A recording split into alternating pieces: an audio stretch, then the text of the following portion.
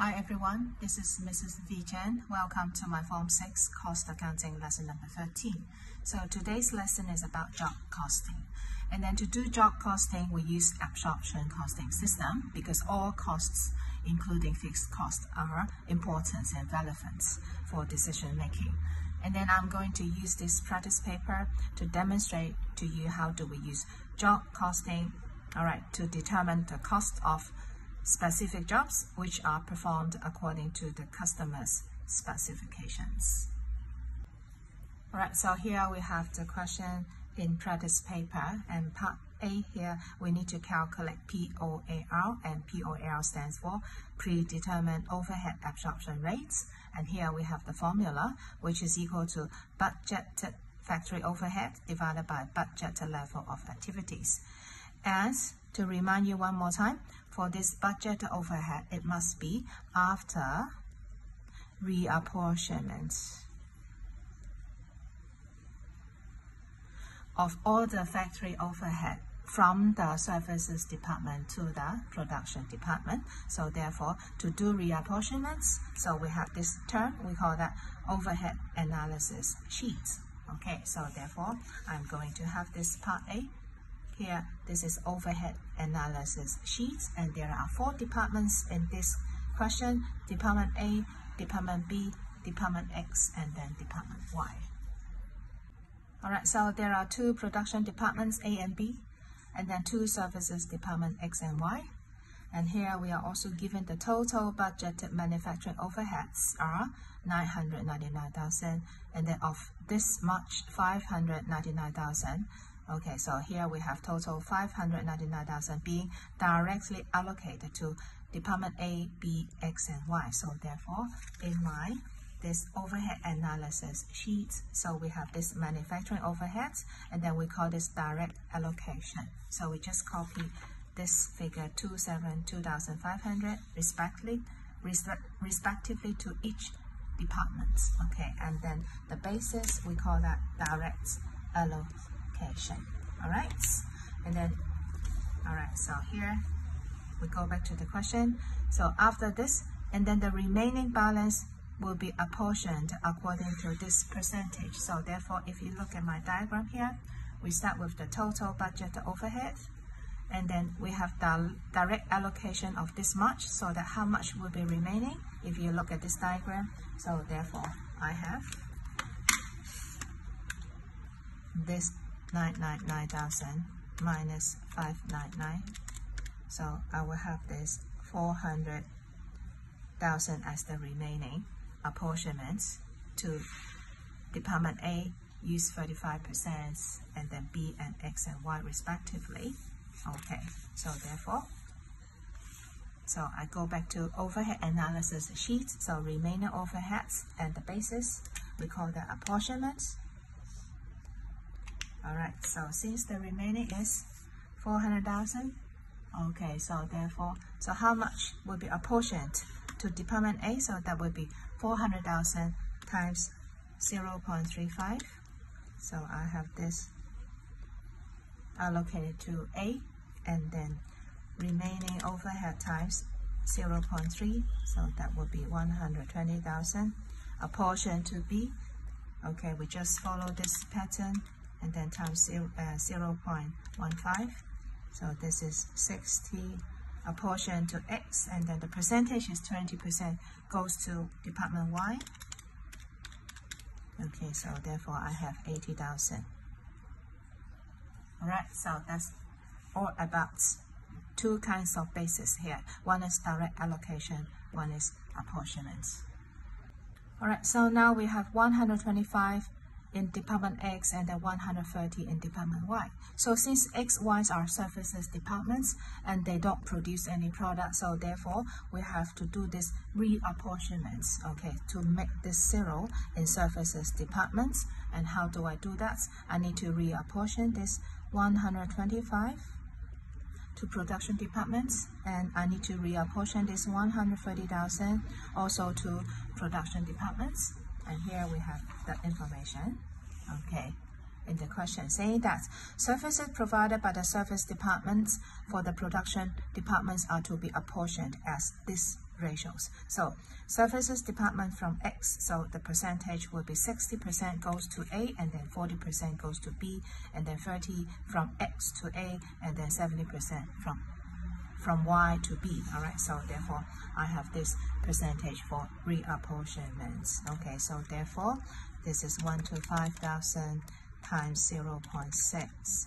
So 75 reapportioned from X to A, and then the remaining 125 times 0.4, so which is 50,000. Okay, I do the same thing. Oh, sorry. Oh, no. So times 0.3, so that is 39,000. And then finally 130,000 times 0.7 reapportion to Department B. Okay. Alright, so if you add up this 5 to 6,500 in Department A, and then this 472,500 in Department B, you get this exact amounts of factory overhead, 999,000. So therefore, right after reapportionments, and then now we can calculate the predetermined overhead absorption rate for each of the production departments. So that means the production departments will be Department A and then Department B. Okay. Alright, and here we have the formula of POAR, so predetermined overhead absorption rate, so which is equal to budgeted overheads.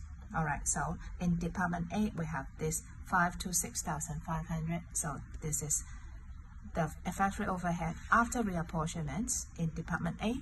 Alright, and also in Department B, so we have this budgeted factory overhead. So after reapportionments in Department B, now we need to determine what basis should be used in Department A, and then what basis should be used in Department B.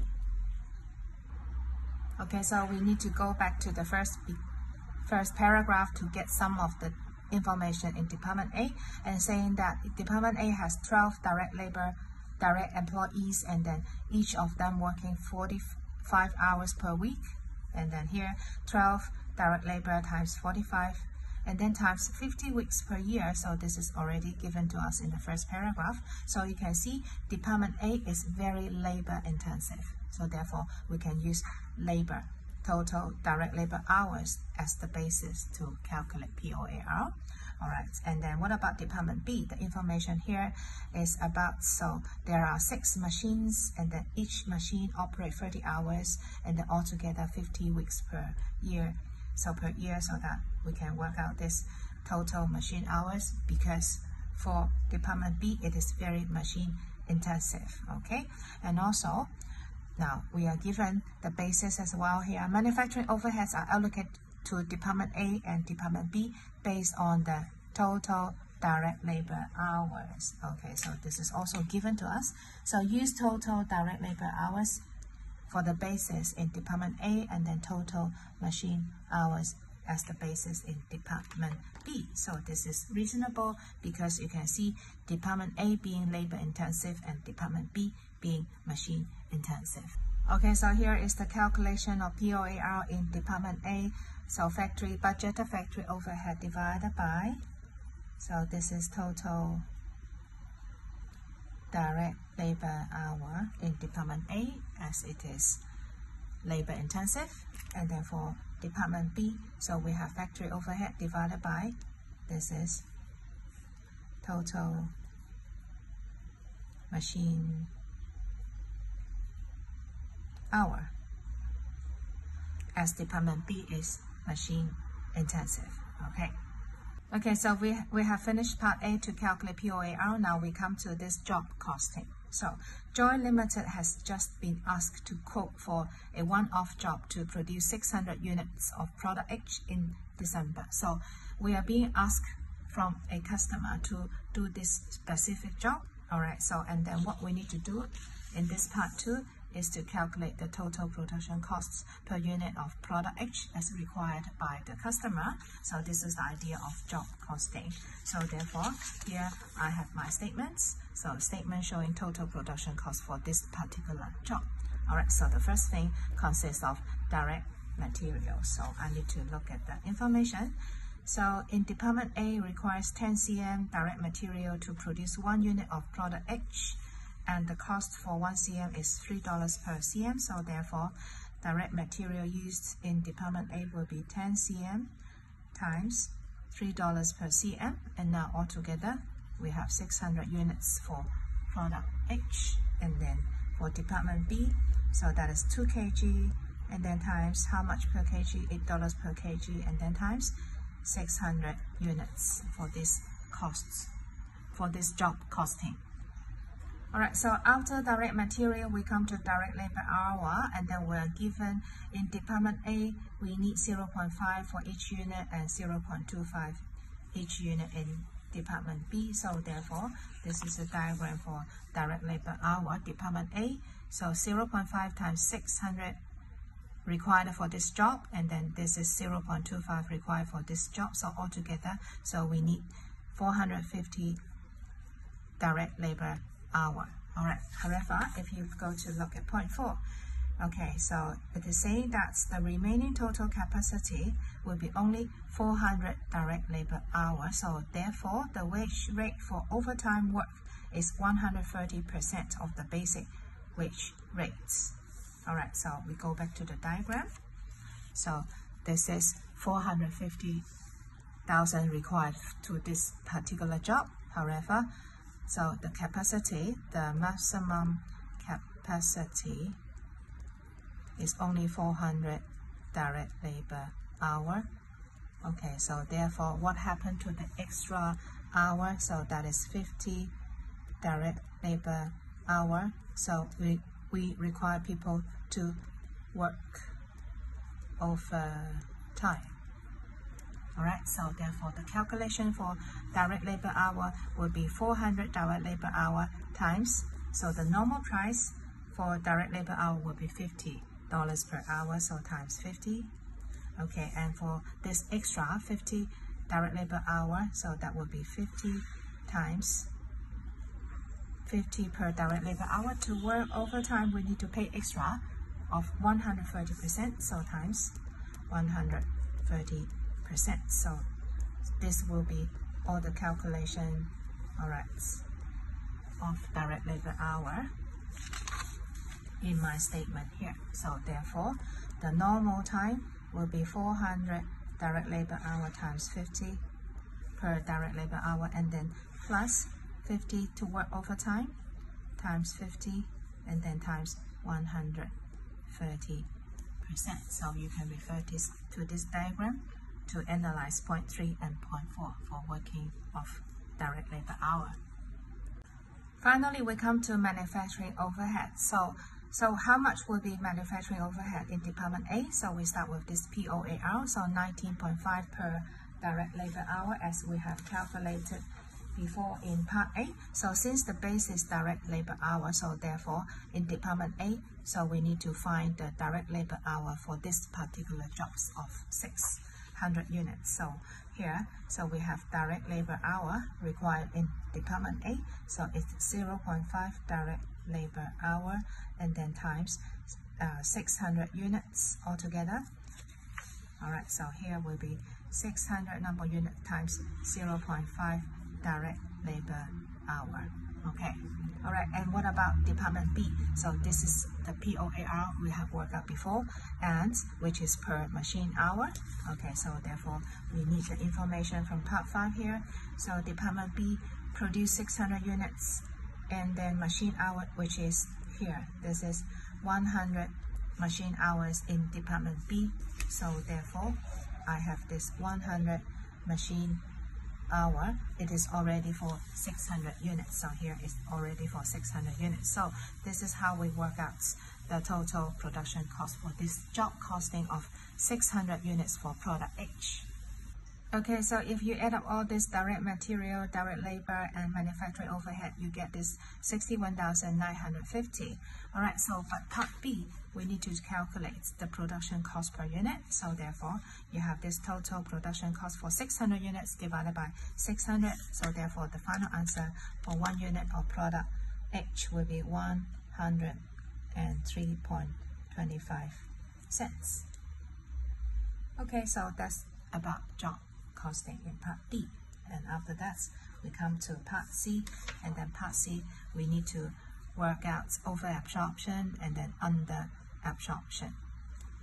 So number one here, we need to calculate whether we have over or under absorption in department A. All right, so this is in department A, and then we are also given the actual manufacturing overhead being 560,800, and the actual direct labor hour is 28,300 hours. So the idea of POAR, so this is 19.5. We do this at the beginning, so to work out, to estimate the factory overhead per units, and as in part A, we already worked out POAR in department A, which is 19.5 per labor hour. So, and then at the end of the year, we have actual direct labor hour. Since the basis is direct labor hour, so that to work out this factory overhead absorbed, so we use actual basis. So the actual basis in this question is 28,300 hours. So I put 28,300 direct labor hours. So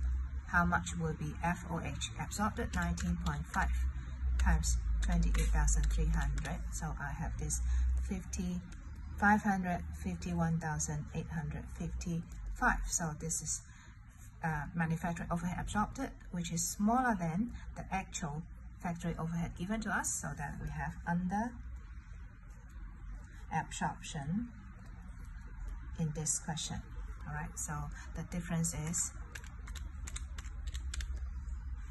8,950. So this is calculation of overhead absorption and underhead absorption by working the difference, work out the difference between the actual factory overhead and the manufacturing overhead being absorbed. Okay, now we come to the final part in this question, which is to give two reasons to explain why we use POAR instead of the actual data to work out absorption rates. So the first thing is, so when can we get the actual overhead absorption rates? We can only get this at the end of the period. However, we need to set pricing. We need to make pricing decision, which is to set selling price. We must set selling price at the beginning of the financial year, so that we have no choice. We have to use predetermined one, okay, to set selling price, okay, and also using predetermined one, there is another advantage, which is to have better cost control, as the actual one is always fluctuating, which is more volatile.